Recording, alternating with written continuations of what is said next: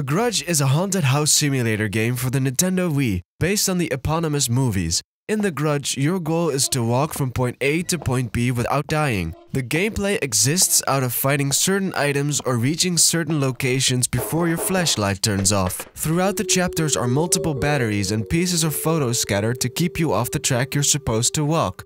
Finding each piece of the photo unlocks an extra chapter, but I will dive more into that later. Every now and then, there are parts that require you to do some action sequences based around the motion controls of the Wii controller, which is either pointing in a circle that moves and gets smaller as time progresses or, the most common one, reaction commands. While the pointing at circle sequences are decently enough due to the suspense, the reaction commands aren't that fun because they simply don't respond well. Sometimes I could get through them without trouble, other times it just didn't work even though I made the move the game wanted me to make.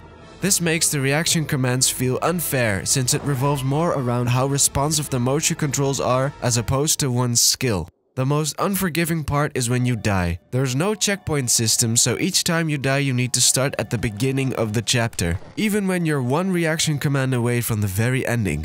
With exception to these action sequences, The Grudge is a horror house experience where you can walk around while things are jumping at you or making random noises without actually hurting you. This isn't necessarily a bad thing. In the beginning, the game is pretty creepy and the atmosphere is actually quite decent. Decent lighting, decent environments, decent sound, even some jump scares that work.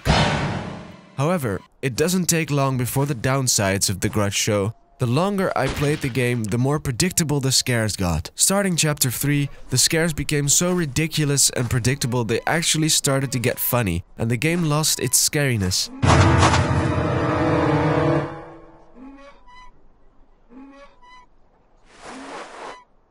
Since the gameplay isn't strong enough in and of itself and the scares got boring really fast, the game didn't have much to offer. The story is probably the worst aspect of this game. There is zero character development, zero depth or logic. Each chapter introduces a new character that dies at the end of that very same chapter. This makes avoiding the monsters unrewarding since I know the character is going to die anyway. Each character is given a brief backstory that explains what the character is doing at that particular place, but it doesn't give them any personality. They never react to anything that happens, not even an inner thought, removing every chance the game had of creating a bond between the player and the characters. The game takes a disappointingly short time to beat since it only has 4 chapters, but there is an additional 5th chapter. However, unlocking this chapter requires you to replay the old stages, which isn't fun if you know exactly what to do and where the scares are. Some of the pieces of photos are rather hard to find, making replaying the chapter even more frustrating. You do play as the same character from the first chapter, but there still isn't any personality or likability added, so they might as well have made up a new character. While chapter 5 is okay, it's not worth the trouble. Overall, The Grudge has potential. There is quite some work put into making this game, but I wish they had made different choices when it comes down to gameplay and story. Make the game about one character with a personality, have more levels and a checkpoint system.